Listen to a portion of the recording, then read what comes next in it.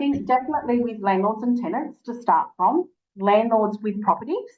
So, if you've got a landlord that has a property that's older that needs lots of repairs or something, tell them from the get-go what they need to do to allow them the opportunity and the time to get those things rectified. If they don't do it, don't take the management on. I had 1,000 years ago, Amy Sanderson, been around for 1,000 years, and she said something at a course or a lecture I was at some point. She said, there is always enough business to go around for everybody. And I agree with that. There absolutely is. So if you don't feel that the landlord's got a rapport with you or is not doing the things you ask him to do for the betterment of the property or the tenancy, don't take on the management. And don't be afraid to say no.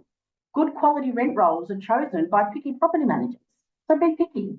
If that's what you need to do, be picky.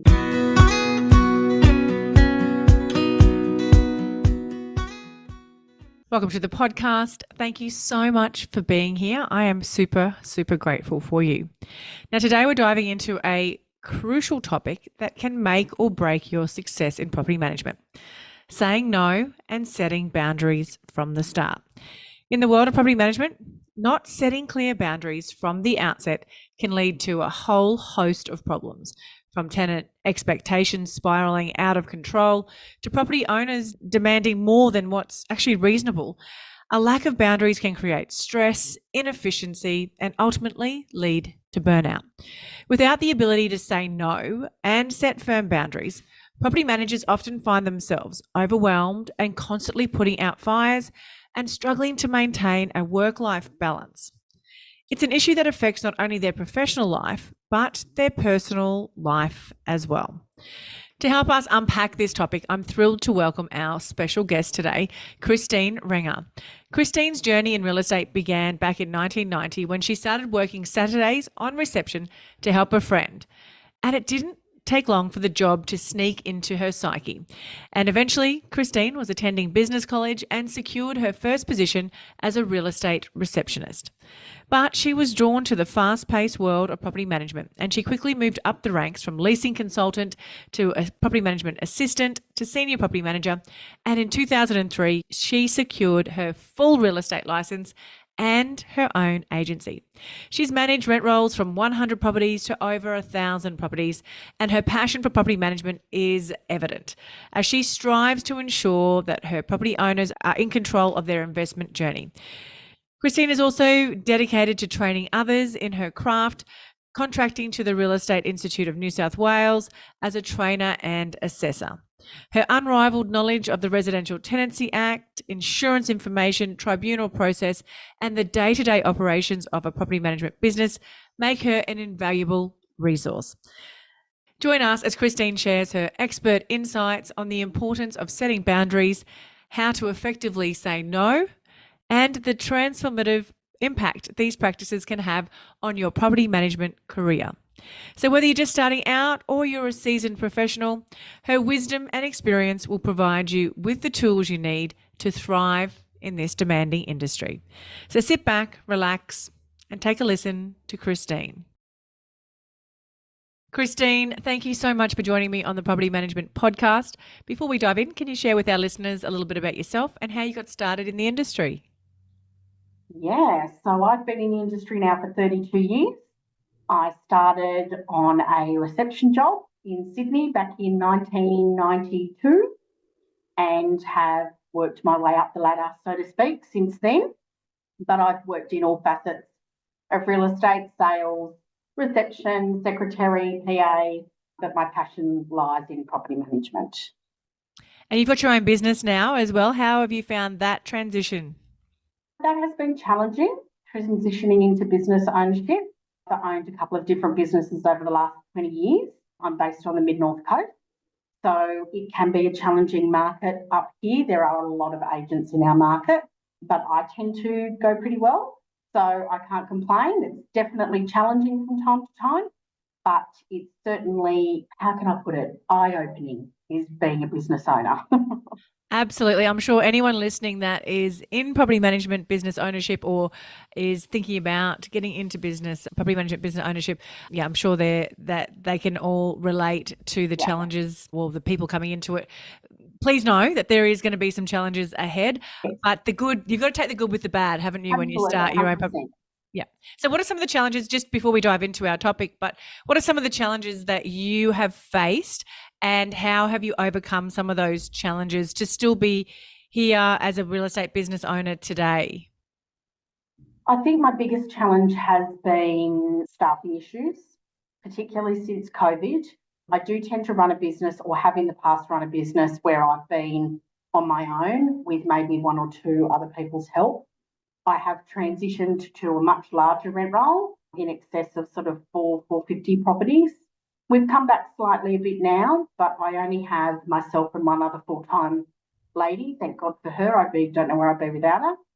And I have a lady who works 1 day a week, and we have an ex-property manager who's coming back to work with us a couple of days a week in the next month or so as well. So staffing has been a big issue for mainly because it's really difficult to get people who can actually marry what's on their resume with their day-to-day workload.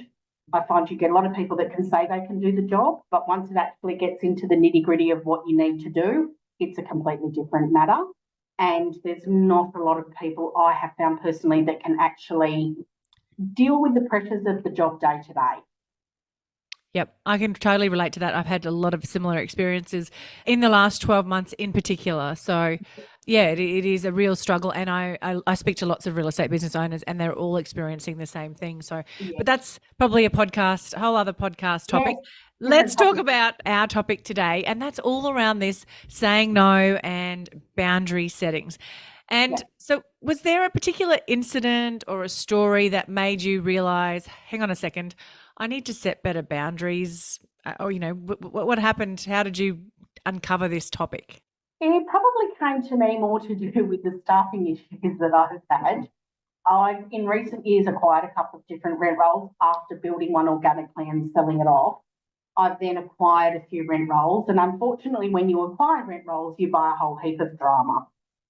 So for me personally, the setting boundaries has come about that because I've been doing this job for a long time, my approach is very no nonsense approach. So, and for me, it's come about from speaking to owners, and more so owners than tenants, although tenants apply as well. But for me, it's more from an owner's perspective that I feel like in our marketplace, the expectations of our clients have gone way off the Richter scale, way off the Richter scale. And I feel very strongly that we need to bring that back and start saying to our clients, no, you can't do that. And this is why you can't do it. A classic example would be an owner goes to a property on a weekend, does his own maintenance, mows the lawn, fiddles around, and the tenants are there the whole time going, oh my God, what are you doing standing in my front yard all weekend? We need to have those conversations right from the get-go with our owners and say, you can't be doing that. And here's why you can't do that. And then they need to respect that as much as the tenant needs to respect it. It's a two-way street. And I find that as an industry, we've got so far into this expectation of service, we've gone off the track of service. Being honest with our clients and telling them what they can and can't do is a service. That is what they pay us to do. The same as if they go to an accountant, they expect the accountant to tell them what they can and can't do.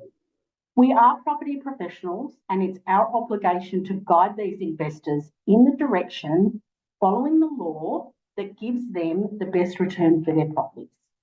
Absolutely. Oh, I love that. That is so refreshing to hear that. And, I had a call in between podcast recordings today from a property owner, and she wanted me to make sure the tenants aren't parking on the grassed area at the front of the property. Yeah. And I said, how do you expect me to do that? I'm really sorry, but how, I don't live that close. And I can tell the tenants, I will tell the tenants, I'll send them an email. I'll show you the proof that I've sent them there.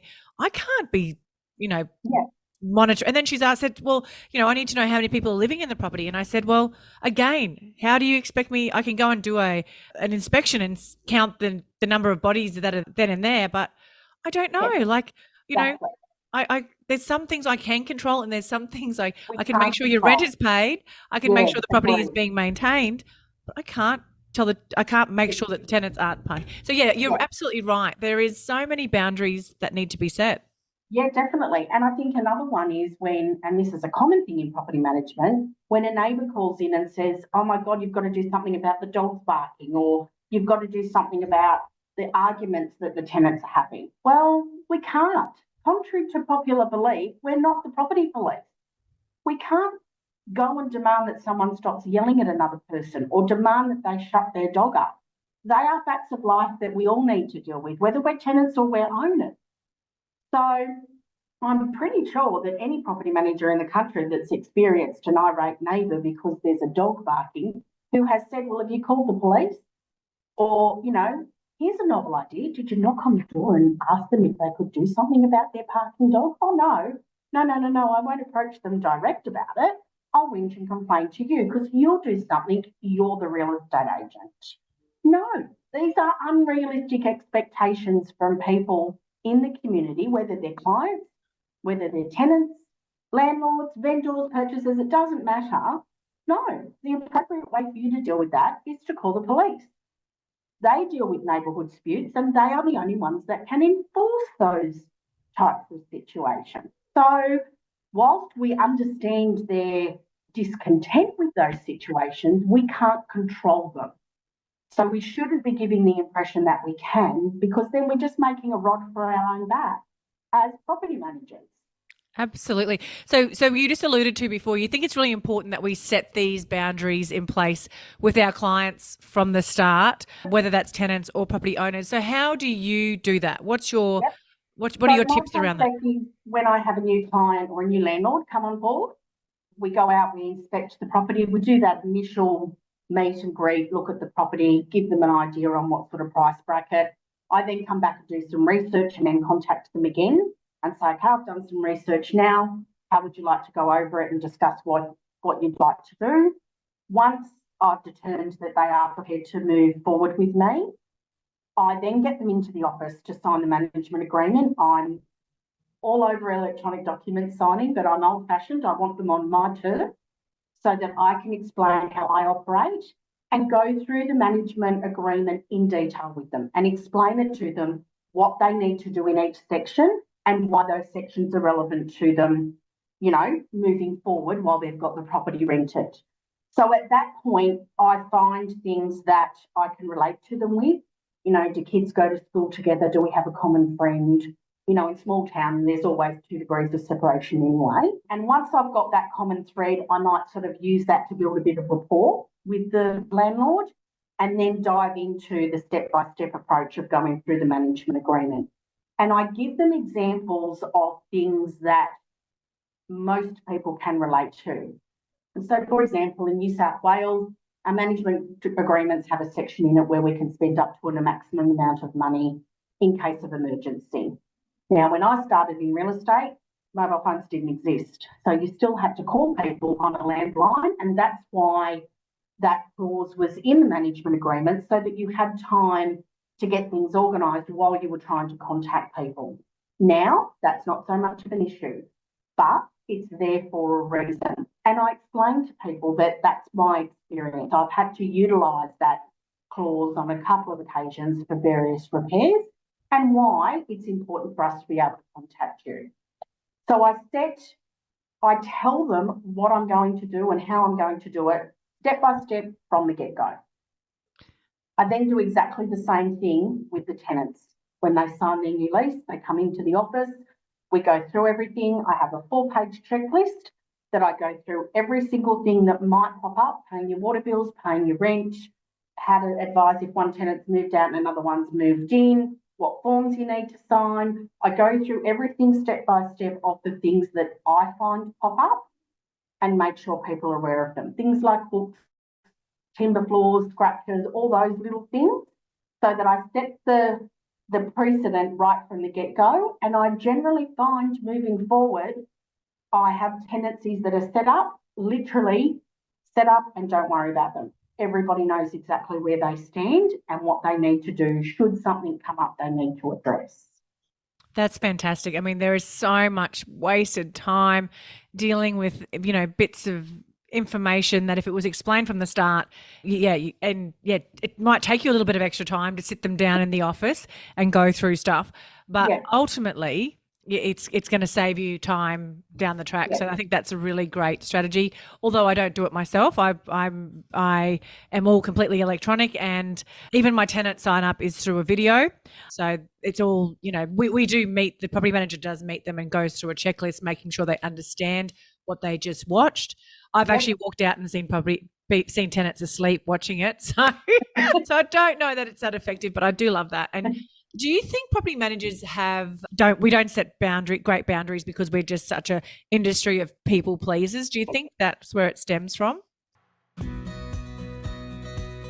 If you are anything like me, you think you know your rent roll numbers. Well, I thought I did until I had a rent roll health check, and I was quite literally shocked. The money I was leaving on the table was astounding. And this is not something that I'm proud to admit. There were missed management fees, let fees, advertising, and lease renewal fees not being charged, and properties even without bonds. And all of this was happening despite monthly audits being conducted in my business. So how did I uncover all these gaps in my valuable income? Well, I had a rent roll due diligence from my good friend Tazi, aka the Rent Roll Queen and founder of the Tazi Way, a specialist in rent roll due diligence, business valuation, and management rights. The Tazi Way is the innovative force driving the real estate industry. With 25 years of business and real estate acumen, they find gaps and risks in your agency to find undiscovered value. If you'd like to book your business in for a rent roll due diligence, head to the link in the show notes and mention That Property Mum for a 10% discount.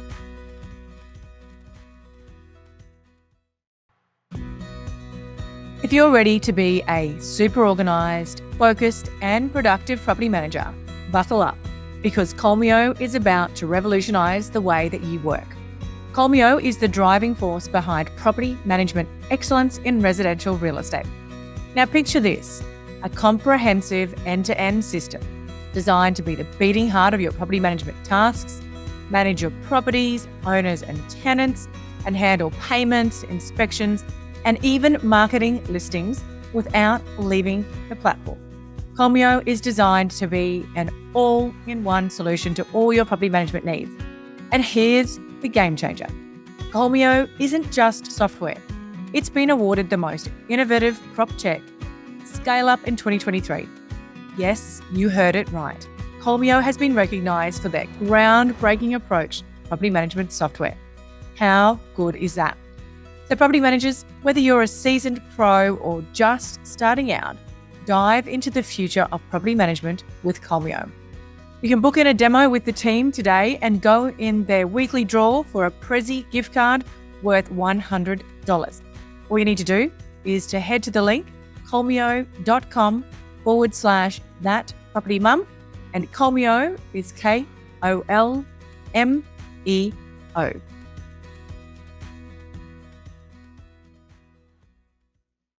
Yes, definitely. And that is most people who are successful in property management traditionally are people pleasers to a degree. We like that interaction with people. We like that warm and fuzzy that we create, like you've rented a property, so you ring the bell because you've done something great for somebody. As humans, we like that interaction. But I also feel that in our industry, whilst we're human, we need to also be realistic. And property management isn't actually a hard game. It's just a particular game. You've got to follow a process. And if you follow the process and explain to people what you expect them to do while they're under your management, whether they're landlord or tenant, I find that your interaction with them then moving forward is easier because they've understood what expectation you want from them before the relationship's got going. And I personally get I know lots of agencies now that do it all electronically. I don't disagree with that. Each to their own. If that's how you do it, that works for you, then great, you do it that way. At the moment, and particularly since COVID, I am very much aware that we need human interaction. So I choose to do it the old-fashioned way and meet people face to face and have a conversation with them, because I find it just helps with setting the boundary for my office much clearer. And we don't tend to have, I've come from, unfortunately, the previous staff that I'd had here created a little bit of frenzy, like they liked everything being crazy all the time because it meant someone always needed them. We now find that we don't have that going on anymore because everything's up to date, and then all the repairs and everything just flow. And everybody knows that they ring the repair. You know, I can't tell you how many times the amount of tenants I get that go, oh my God, Christian, you got onto that repair so quick. Thanks so much. You know, that's how it's meant to be. That's what we're meant to do, within reason, obviously, but that's what we're meant to do. So I just find in my particular business, if I set that expectation right from the get-go, everybody knows they can always get hold of myself or Kelly, my offsider. Everybody knows that we'll call them back or we'll email them back.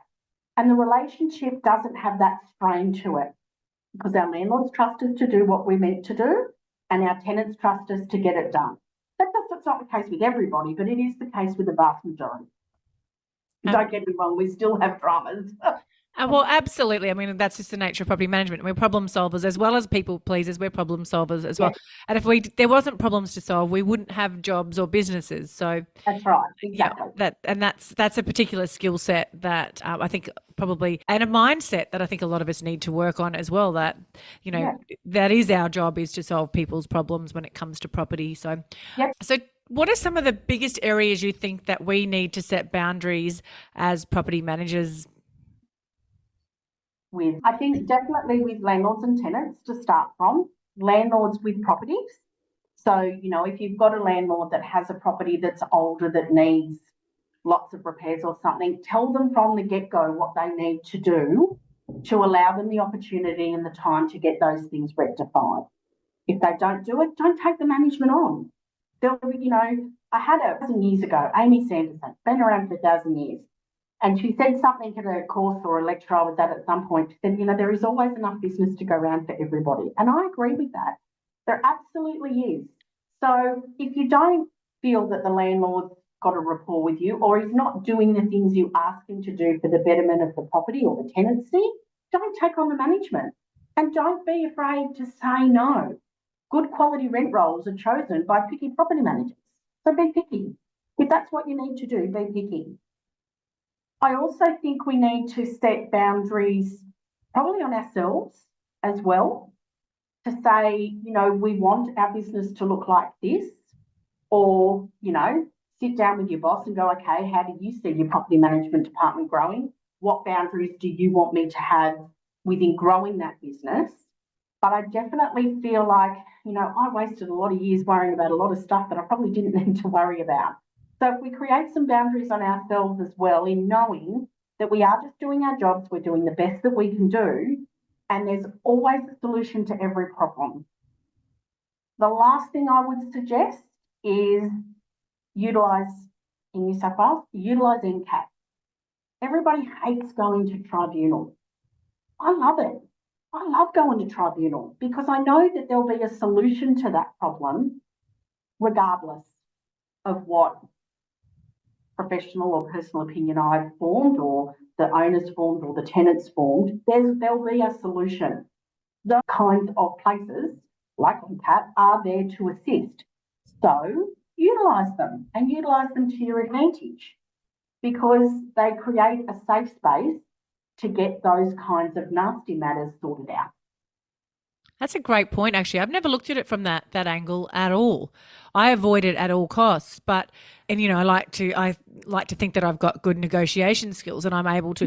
But now that you've just mentioned that, I'm actually sitting here thinking, you know what? I think the negotiation's actually the easy way out, and going to the governing bodies, and you know, and it's only a risk if you haven't done the right thing as a property manager, isn't it? Correct. If you followed process and legislation, it's a no-brainer. Exactly. Set the boundary from the beginning. Know you've got your management agreement signed. Know you've got your lease signed. Know you've got your condition report. Follow your process And then you never have to check anything because you just know it's done. In my office, I do all of that so that I know it's my license if I get stuck. So I know that everything in this office has been done 100% according to law. I've been through every single file and checked everything. I do all the lease sign up. I do all of that so that I know that all the paperwork in the back end is 100% correct. So that when you get to tribunal, there's nothing to check. You just follow the process. Have your evidence. That's not to say you're not going to go negotiate when you get there, and it's not to say you're not going to have an argument with the tenant when you get there. But if everything's in order, you've done everything correctly, you've been open, transparent and honest with your client, there's nothing to fear. There's nothing to fear because all of that will come out. I have complete faith in that. It's just not something, I think the biggest thing, so I'm getting off topic here, but the biggest thing around tribunal is that principals and department heads don't teach the staff that they send to tribunal how to deal with the process correctly. So the poor little staffer walks in there going, oh my God, I'm going to get my, tush kicked by the tribunal member. And that's not the case. It's just not how it operates. I think if we were better prepared in knowing how that process works and taking time to train the younger generations how to do it properly, they wouldn't fear it as much. And then possibly they would utilise it to their advantage. Obviously, all of those kinds of places are black stick and, lots of cases and not enough members. And here comes the doggy. I know, my dog's just come in to say hello. They're all sort of backlogged as well. But as I said, to me, and I tell my owners, I'm not afraid of tribunal. I'm happy to go to tribunal because it is a facility that's there to help. It's not there to be feared. And if everything's done correctly, you'll get what you want. In all honesty, I don't think I've ever lost a tribunal case. I might not have got exactly what I wanted, but I've never lost a case.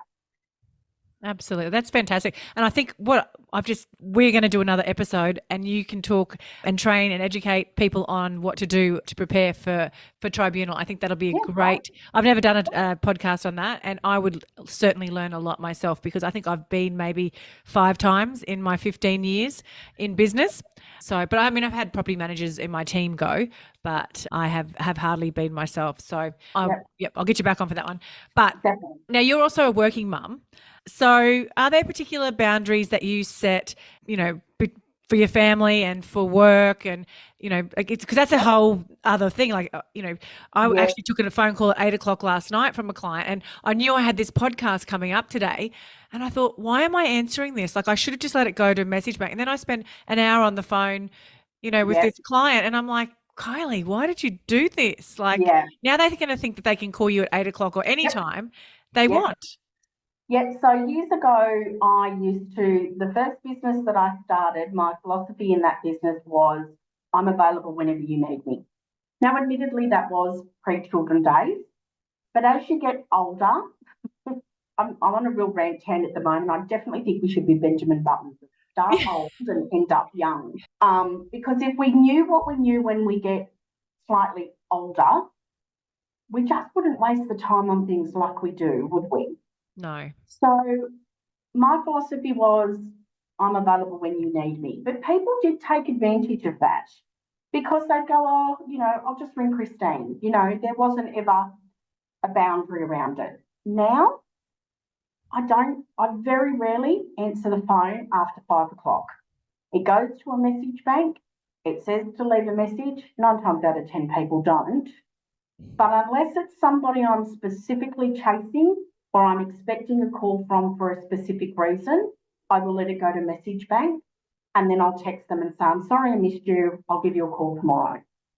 And then I try not to look at it until the next day. That doesn't work that way, but I am these days a little bit more picky around, same with emails. I take my laptop home every night and I say to the girls, I'm just taking the laptop, I'll answer a few emails tonight. I walk in the door and I'm so exhausted. I go, I'm not even going to look at it until tomorrow morning now because it'll still be there tomorrow morning. It's not going to go anywhere any quicker tonight just because I do it. If it's a tenant that's ringing me because they've got an urgent repair, I can normally tell who's the ones that are, ringing for a repair. 9 times out of 10 I will answer it then. But if it's urgent, they leave a message and I ring them back. Or they'll text me and go, "Hi, Chrissy, my water system's blown up. What do you want me to do?" I think that is something that sounds simple about that, but hitting 50 does something to you. And I just think when you hit that bracket, you tend to just go, no, I value my time a little bit more now. I'm just not going to anymore. And I don't think that that's a bad thing. I think that that is part of setting the boundary around 99% of your owners want their own time as well because they work in jobs where they want downtime. So if you actually ask them, they understand that you want downtime too. It's our expectation as an industry that we've always got to be available. We don't. We're working in an industry where we provide a service. You can do that and still work 8:30 to 5 Monday to Friday. Yep, I totally agree. And again, it comes down to that education, setting the expectations from the start. Here's all your emergency contacts. Yep. If you can't get hold of me, this is who you call for these types of repairs. It is. And I think you're right. It is a bit of that mindset that we like, people pleasing, that we like to be needed and, feel a little bit important. And again, we take that service that we're providing a bit too far. I mean, when I started, I was literally available 24/7, weekends, all the time.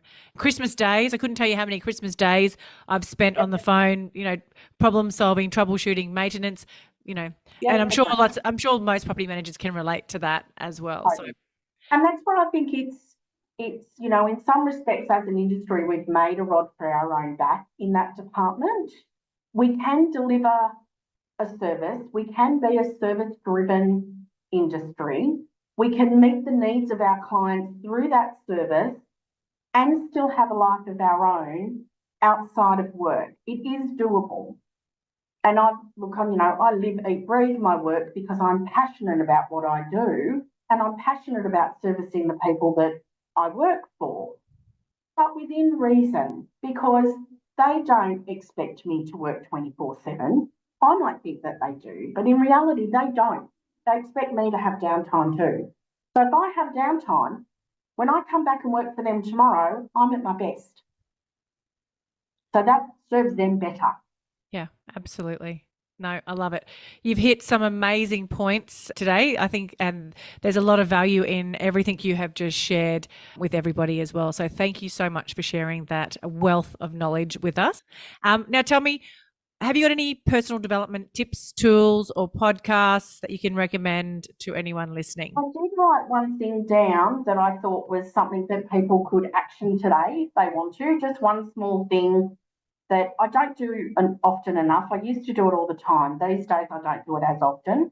But just have a list of your clients on your desk or on, just look them up on your software and ring 1 to 5 clients every day and just say hi. Because I guarantee every single one of them will go, "Oh my God, what's wrong? Why are you ringing?" And if you just ring them and say, "Nothing, I'm just ringing to say hi, touch base, make sure you're all good. Do you need anything? Do you want anything?" And they'll always say no. They'll be so surprised by the fact that you just rang to say hi and didn't ask for something. It will stick in their minds. Absolutely. So 5 clients once a day at lunchtime, 5 minutes before lunch, 5 minutes after lunch, and just go. I'm just ringing to say hi. Most of them won't answer their phones anyway. You'll leave a message. But if you just ring and say, "I'm just ringing to say hi," just thought I'd touch base and say hi. Hope all's well. Talk soon. It makes a big impact. It absolutely does. I call it Friday 5. So I just call 5 people every Friday. But yeah, I like that. Even just 1 or 2 every day. Sometimes it is harder to find. And if you do get somebody on the phone, then it can, eat into half an hour of your time. But I think I've learned some valuable lessons this year on relationship building, not good ones. I've learned some lessons the hard way. And it is very important that we maintain those relationships with our clients and not just be calling them every time there is an issue at the property. Yeah. So just checking in. Yeah. So no, that was the main thing I had. Other than that, fantastic. That's great. Thank you so much for sharing that. How can our audience connect with you further? Well, you can find my webpage, tmprentals.com.au. You can send me an email There is a link on the webpage directly to me. I'm on Facebook, I'm on Instagram, although none of them are working at the moment, but that's okay, we'll sort that out. Or you can ring me. All my phone numbers are online as well, so ring me anytime. I'll share all of that in the show notes. Christine, it's been so lovely to connect with you. We met at a conference earlier in the year and really hit it off. And I'm so glad that you joined me for this episode and shared all that amazing value with our listeners. Thank you very much. Cheers, Carly. Can I ask you a quick favour before you leave this episode? Now, we all know how important reviews are for businesses these days, and mine is no different. If you could spare just a minute to follow, rate and review this podcast, it would mean a lot to me. In fact, what would get me super excited is if you share this podcast with someone in the industry who you think might need to hear some of the episodes right now. And if you'd like to find out more about working with me or any of the products I have to help you start, grow or scale your property management business, head to my website, thatpropertymum.com.au, or check out the links in the show notes.